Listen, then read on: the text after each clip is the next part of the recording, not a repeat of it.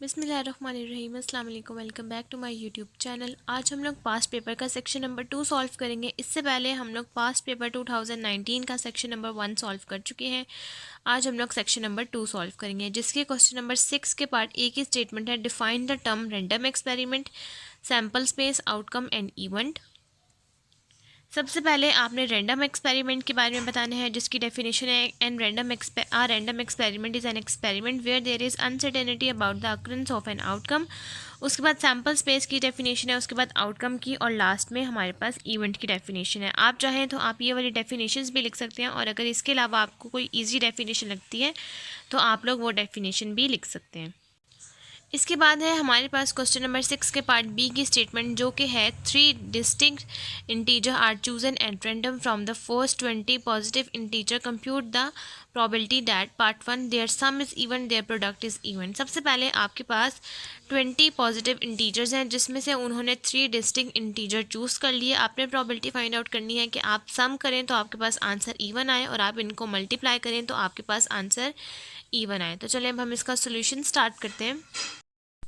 अब सबसे पहले आपने यहाँ पर क्या करना है, आपने यहाँ पर एस यानी कि सैम्पल स्पेस लिख लेना है। यहाँ पर इन्होंने कहा हुआ है कि फर्स्ट 20 इंटीजर्स, तो आपने 1 से लेकर 20 तक अपने इंटीजर्स लिख लेना है। तो आपके पास एन ऑफ एस आ जाएगा यहाँ पर 20। उसके बाद आपने यहाँ पर क्या करना है, let A denotes that sum is even. Part 1 है आपके पास कि आपने वो इवन फाइंड आउट करना है कि आप इनका सम करें तो आपके पास आंसर इवन आए। सबसे पहले आप 1 के अंदर 1 ऐड करेंगे तो आंसर आएगा 2, 2 के अंदर 1 ऐड करेंगे तो आंसर आएगा 3, और 3 के अंदर 1 ऐड करेंगे तो आंसर आएगा 4। इसी तरह 4 के अंदर 1 ऐड करेंगे तो आंसर आएगा 5। तो यहाँ पर से आपने सिर्फ वो वाले नंबर्स लिखने हैं जिसको ऐड करके आपके पास इवन आंसर आए। तो आप यहाँ पर लिख लेंगे कि अगर आपके पास टोटल 20 आपके पास नंबर्स हैं, तो इनमें से 10 आपके पास इवन है और 10 ही आपके पास ऑड है। तो आप यहाँ पर लिख लेंगे 1, 3, 5, 7, 9, 11, 13, 15, 17, 19।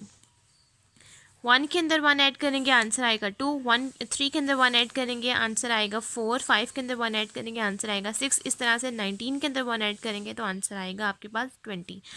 आपके पास एन ऑफ ए आ जाएगा यहाँ पर 10। अब इन्होंने आपको कहा हुआ है कि आपने यहाँ पर 20 आपके पास इंटीजर्स हैं, जिसमें से इन्होंने 3 सेलेक्ट कर लिए। तो आप यहाँ पर लिखेंगे 20C3, तो आपके पास आंसर आ जाएगा 1140 वेज। अब आपने फाइंड आउट करना है सम इज़ इवन।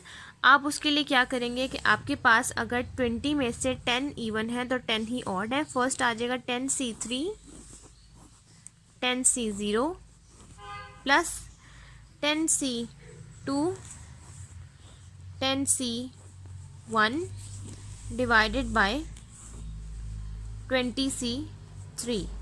अब आप इसको सॉल्व कर लेंगे और आपके पास सम इज़ इवन का आंसर आ जाएगा। अब नेक्स्ट आपने इसको सॉल्व किया और आपके पास probability of sum is even का आंसर आ गया 0.5। अब नेक्स्ट आपने सॉल्व करना है कि आपके पास वो प्रोबेबिलिटी इवेंट आए जिसमें आप लोग मल्टीप्लाई करें तो आपके पास आंसर 1 आए। सबसे पहले आप 1 और 1 को मल्टीप्लाई करवाएं तो आपके पास आंसर आता है 1। तो आपने यहाँ पर बी में वो इवेंट्स लिखने हैं कि आप मल्टीप्लाई करवाएं तो आपके पास आंसर आए इवन। अब आपने यहाँ पर बी में वो इवेंट्स लिखने हैं कि आप इनको मल्टीप्लाई करवाएं तो आपके पास आंसर आए इवन। तो आप 2 1 जा 2 करेंगे, 4 1 जा 4 करेंगे तो आंसर आपके पास ये सारे इवन आते हैं, और एन ऑफ बी आपके पास आ गया 10। अब यहाँ पर इन्होंने कहा हुआ है कि आपने इन पॉजिटिव इंटीजर्स में से 10 आपने खुद सेलेक्ट कर लिए। तो आप यहाँ पर लिखेंगे 10C3। आप 10C3 को सॉल्व कर लेंगे और जो आंसर आएगा आप यहाँ पर वो लिख लेंगे, तो आंसर आता है 120 वेज। अब आप यहाँ पर लिखेंगे probability of product is even is equals to 1 minus probability product is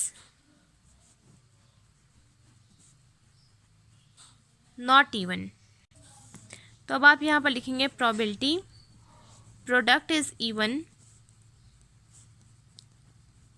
is equals to 1 minus आपके पास जो ये आंसर आया 120, आप यहाँ पर वो लिखेंगे 120/1140। ओवरऑल जो आपके पास पॉजिटिव इंटीजर को सॉल्व करके जो आंसर आया 1140 वेज, आप यहाँ पर वो लिखेंगे। और ये आपके पास प्रोडक्ट इज़ इवन की प्रॉबिलिटी आई है, तो वो है 1140। अब आप 1 में से 120/1140 को माइनस कर देंगे और आपके पास प्रॉबिलिटी प्रोडक्ट इज़ इवन का आंसर आ जाएगा। अब नेक्स्ट आपने 1 में से 120 डिवाइड बाई 1140 को जब आपने डिवाइड किया तो आपके पास आंसर आया 1 माइनस 0.105, और आपने 1 में से 0.105 को माइनस कर दिया तो आपके पास आंसर आ गया प्रोबेबिलिटी प्रोडक्ट इज़ इवन का 0.894। यहाँ तक आपके पास क्वेश्चन नंबर 6 का पार्ट बी भी सॉल्व हो गया। नेक्स्ट अब हम लोग सॉल्व करते हैं क्वेश्चन नंबर 6 का सी पार्ट, जो कि है a missiles is fired at a target and the probability that target is hit is 0.7। कि हमारे पास एक मिसाइल है जो कि फायर किया गया है, अगर उसके टारगेट को हिट किया गया है तो इसका आंसर है 0.7। Find how many missiles should be fired so that the target is hit at least one is greater than 0.995। आपने यहाँ पर क्या करना है कि आपके पास टारगेट हिट होने की प्रोबेबिलिटी है 0.7। आपने फाइंड आउट करना है हाउ मैनी मिसाइल्स का मतलब है कि आपने number of missiles find out करना है, यानी कि n आपने फाइंड आउट करना है। अब इन्होंने कहा हुआ है कि आपने वो चीज़ फाइंड आउट करनी है कि आप टारगेट को हिट करें तो आपके पास एटलीस्ट 1 हो और जिसका आंसर आपके पास ग्रेटर देन 0.995 हो। तो इसका आंसर मैं आपको पहले सॉल्व करवा चुकी हूँ। चैप्टर नंबर 6 की एक्सरसाइज के क्वेश्चन को जब हमने सॉल्व किया था तो ये हमने वहाँ पर सॉल्व किया था, तो इसका आंसर भी मैं आपको सॉल्व किया हुआ वहीं से समझा देती हूँ। तो ये आपके पास क्वेश्चन है, क्वेश्चन चैप्टर नंबर 6 का एक्सरसाइज का क्वेश्चन नंबर 6.23 का पार्ट सी, जिसमें इन्होंने कहा था कि आपने target is hit at least 1 find out करना है और आपके पास है टारगेट इज़ हिट एटलीस्ट 1 की probability 1 minus target is not hit. आपके पास टारगेट हिट होने की प्रोबेबिलिटी है 0.7, और अगर आप 1 में से 0.7 को माइनस कर देंगे तो आपके पास आंसर आ जाएगा 0.3। आपने यहाँ पर क्या लिखना है, आपने लिखना है 1 माइनस 0.3 की power n is greater than is equal to 0.995, क्योंकि इन्होंने हमें कहा है एटलीस्ट वंस का मतलब होता है ग्रेटर देन और इक्वल्स टू 0.995। उसके बाद आपने बिल्कुल इस तरह से लिखना है, आप इस 0.995 को यहाँ पर ले आएंगे। अब आप जब 1 में से 0.995 को माइनस करेंगे तो आपके पास आंसर आ जाएगा 0.005, और यहाँ पर आ जाएगा लेस देन इक्वल्स टू 0.3 की पावर n। जब आप लोग 0.3 की पावर n को इस तरफ शिफ्ट कर देंगे और 0.995 को यहाँ पर ले जाएंगे तो साइन आपके पास चेंज हो जाएंगे। उसके बाद आप यहाँ पर लेंगे लॉगरिथम ऑन बोथ साइड्स, यानी कि लॉग ले लेंगे। यहाँ पर आप लोग लॉग ले लेंगे 0.005 का और यहाँ पर लॉग ले लेंगे 0.3 का। अब आपने यहाँ पर क्या करना है कि ये n हम लोगों ने फाइंड आउट करना है, तो n को आप लोग यहाँ पर ले जाएंगे और ये वाली चीज़ नीचे डिवाइड हो जाए, ये वाली चीज़ इस चीज़ के नीचे डिवाइड हो जाएगी और साइन चेंज हो जाएंगे। लॉग ऑफ 0.005 का आंसर आ जाएगा -2.30 एंड लॉग ऑफ 0.3 का आंसर आ जाएगा -0.52। तो ये माइनस इस माइनस से कैंसिल आउट हो जाएगा, तो आपके पास पीछे आ जाएगा n is greater than is equals to 4.398 approximately equals to 5। आपने बिल्कुल एग्जैक्ट आंसर लिखना होता है नंबर ऑफ़ मिसाइल्स का, तो आपके पास नंबर ऑफ़ मिसाइल्स का आंसर आ गया 5। अब यहाँ तक आपके पास क्वेश्चन नंबर 6 कंप्लीट हो गया। नेक्स्ट अब हम लोग सॉल्व करते हैं क्वेश्चन नंबर 7। तो नेक्स्ट हम लोगों ने सॉल्व करना है क्वेश्चन नंबर 7, जिसके पार्ट ए की स्टेटमेंट है state and prove additional law of probability for any events A and B. आपने पहले स्टेट करना है और उसके बाद आपने स्टेट की हुई स्टेटमेंट को ही प्रूव करना है एडिशनल लॉ ऑफ प्रोबेबिलिटी को, और जो कि आपके पास 2 इवेंट्स हैं ए और बी, और ये वाला क्वेश्चन है आपके पास 5 मार्क्स का। अब हम लोग यहाँ पर क्या करेंगे कि जो चैप्टर्स हम लोग सॉल्व कर चुकी हूँ, मैं आपको करवा चुकी हूँ, वो मैं आपको सॉल्व किए हुए आंसर्स दिखा देती हूँ, क्योंकि कुछ यहाँ पर क्वेश्चंस ऐसे हैं जो आपके पास एग्जाम्पल्स और एक्सरसाइज में से हैं और वो मैं सॉल्व करवा चुकी हूँ, और जो क्वेश्चन आपको मैं सॉल्व नहीं करवा चुकी वो मैं आपको खुद सॉल्व करवाऊँगी। तो क्वेश्चन नंबर 7 के पार्ट ए की स्टेटमेंट में सबसे पहले आपके पास 2 प्रूफ्स आएंगे, जिसमें नंबर 1 है probability of A intersection B is equal to probability of A plus probability of B minus probability of A intersection B.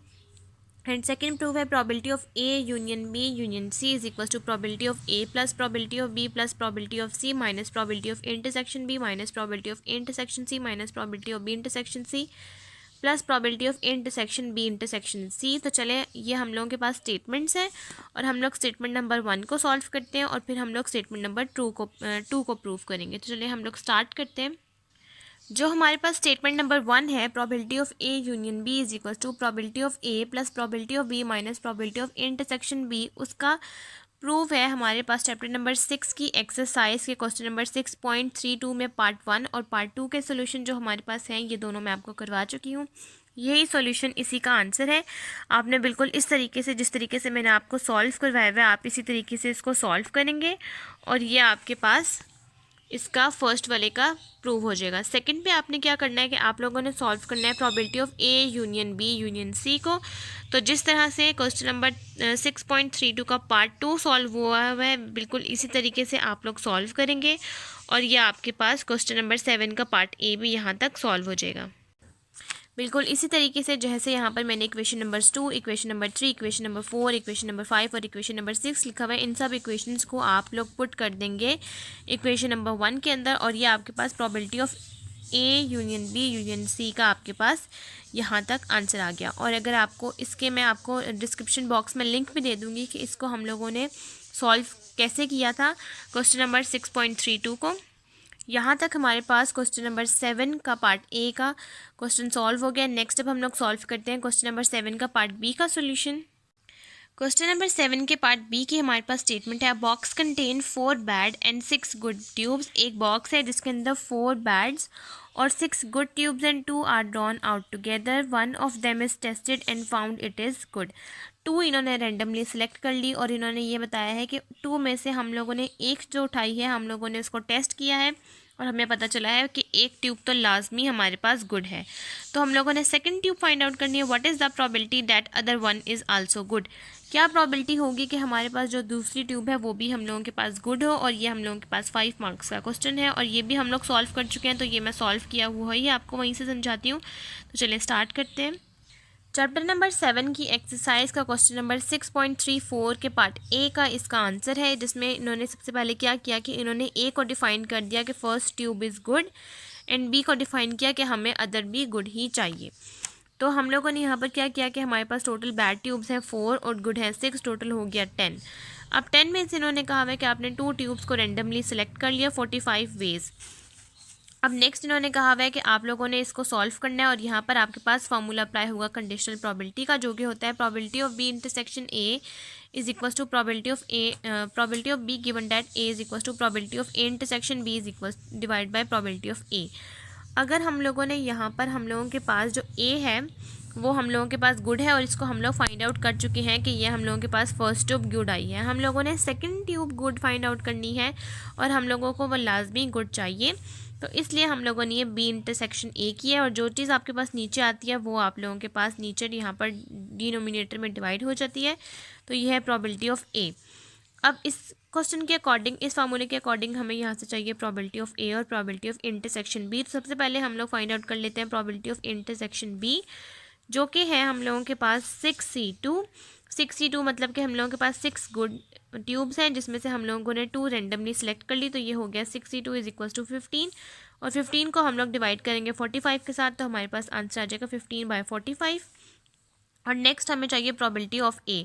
Probability of A के लिए हम लोगों के पास जो गुड ट्यूब्स हैं वो है 6 और 6 को हम लोग डिवाइड करेंगे 10 के साथ, तो ये हम लोगों के पास टोटल नंबर ऑफ ट्यूब्स के साथ, तो ये हम लोगों के पास आ जाएगा 6/10।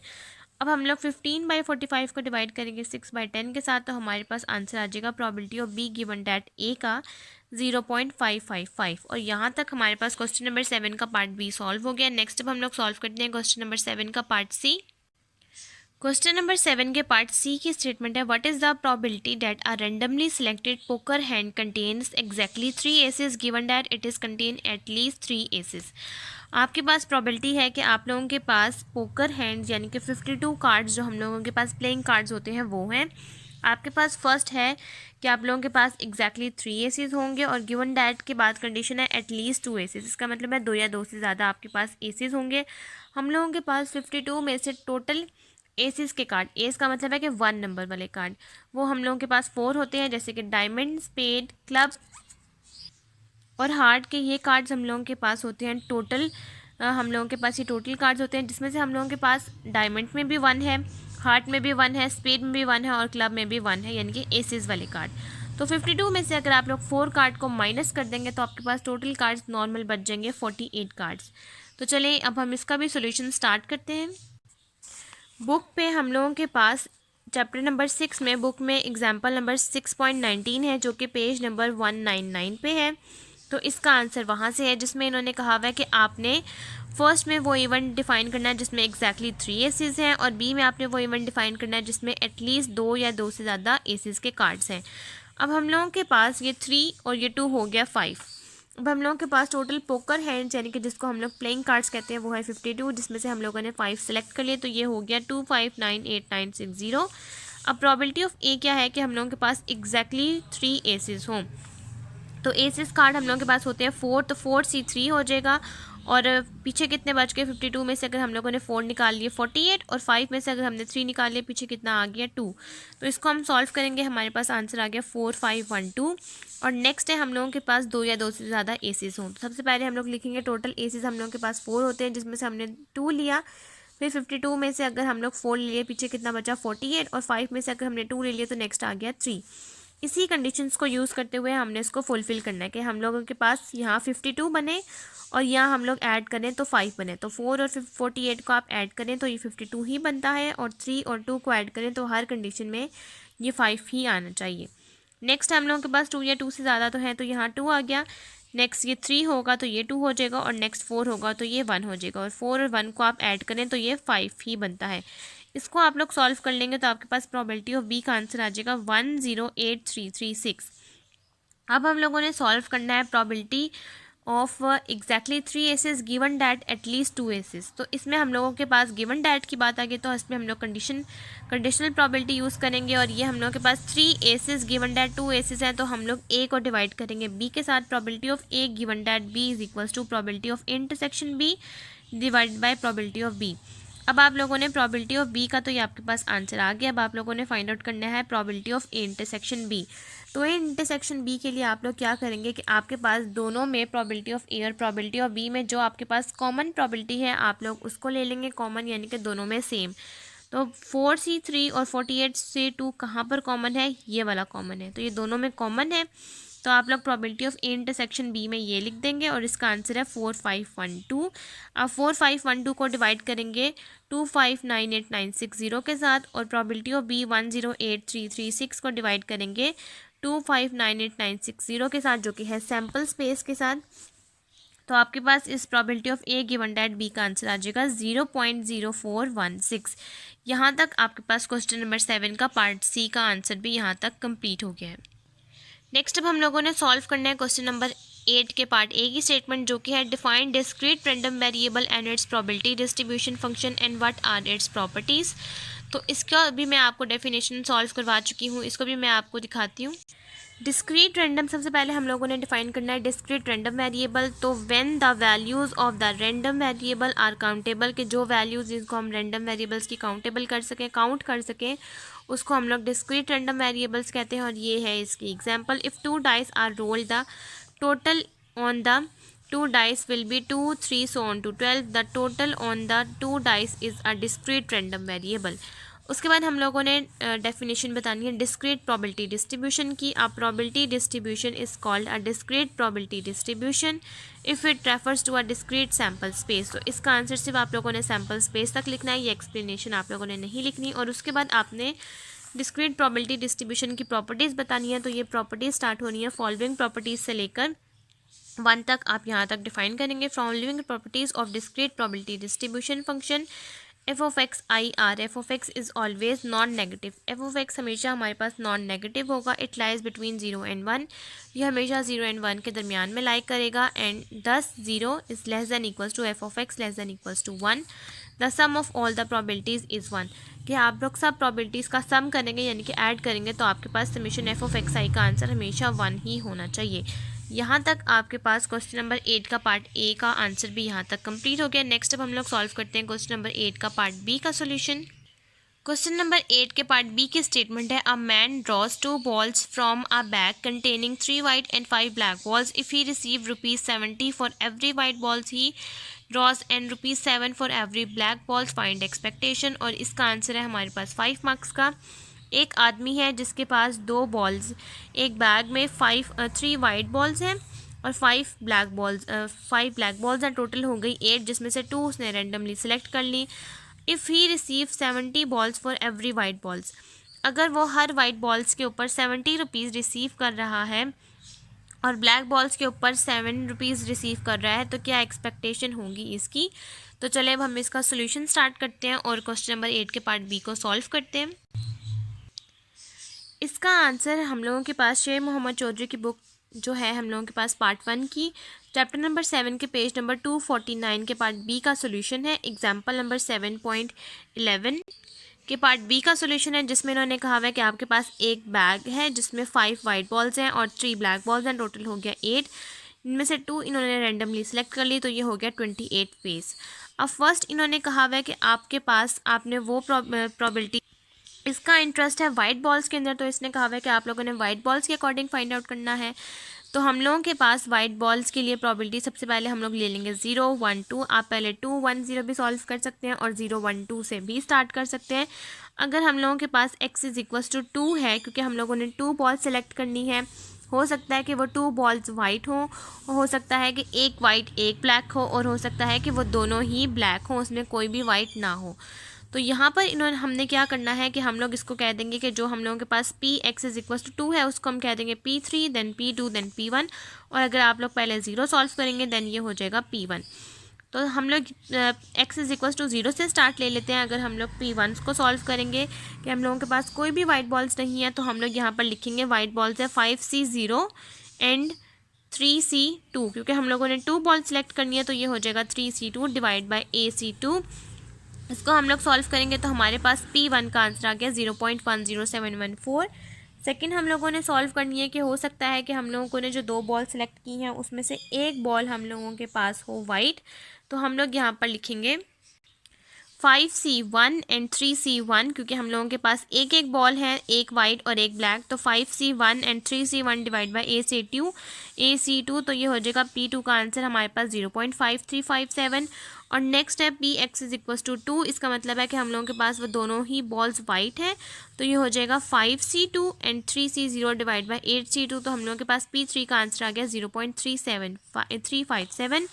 नेक्स्ट अब हम लोगों ने इसको सॉल्व करना है एक्सपेक्टेशन के अकॉर्डिंग। तो आप लोगों ने यहाँ पर क्या करना है कि जब आपके पास वाइट बॉल्स थी 2 और ब्लैक बॉल्स हैं 0, तो आपके पास जो 70 रुपीज़ उसने रिसीव किया है वो वाइट बॉल्स पे और 7 रुपीज़ उसने रिसीव किया है ब्लैक बॉल्स पे। तो ये जो 2 है आप इसके साथ मल्टीप्लाई करवाएंगे 70 को, 0 के साथ मल्टीप्लाई करवाएंगे 7 को, नेक्स्ट 1 के साथ मल्टीप्लाई करवाएंगे 70 को और 1 के साथ मल्टीप्लाई करवाएंगे 7 को, नेक्स्ट इस 0 के साथ मल्टीप्लाई करवाएंगे 70 को और इस 2 के साथ मल्टीप्लाई करवाएंगे आप 7 को। तो आपके पास x1, x2 और x3 का आंसर आ जाएगा 140, 77 और 14। नेक्स्ट अब आपने क्या करना है, आपने एक्सपेक्टेशन फाइंड आउट करनी है। तो आपने x1 को P1 के साथ मल्टीप्लाई करवाना है, x2 को P2 के साथ मल्टीप्लाई करवाना है और x3 को आपने P3 के साथ मल्टीप्लाई करवाना है। तो आपके पास एक्सपेक्टेशन का आंसर आ जाएगा।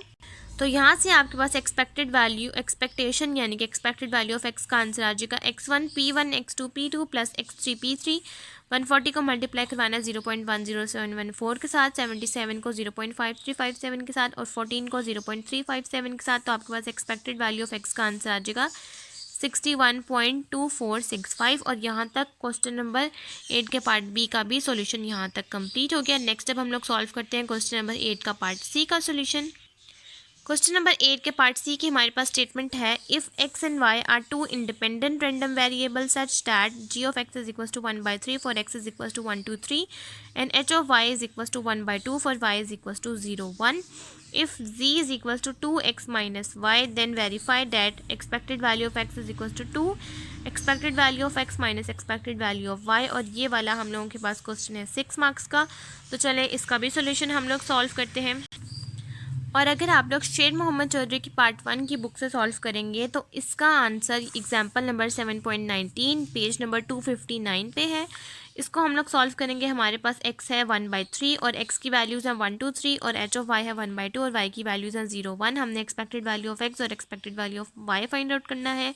उसके बाद हमने वेरीफाई करना है कि क्या हम लोगों के पास expected value of z equals है to expected value of x minus expected value of y के। तो चले सबसे पहले हम लोगों ने क्या करना है कि हम लोगों ने इस तरीके से कॉलम बना लेना है। यहाँ पर हम लोग x की वैल्यूज़ लिखेंगे, एक्स की वैल्यूज़ के ऑपोजिट जी ऑफ एक्स आता है और वाई की वैल्यूज़ के ऑपोजिट एच ऑफ वाई आता है।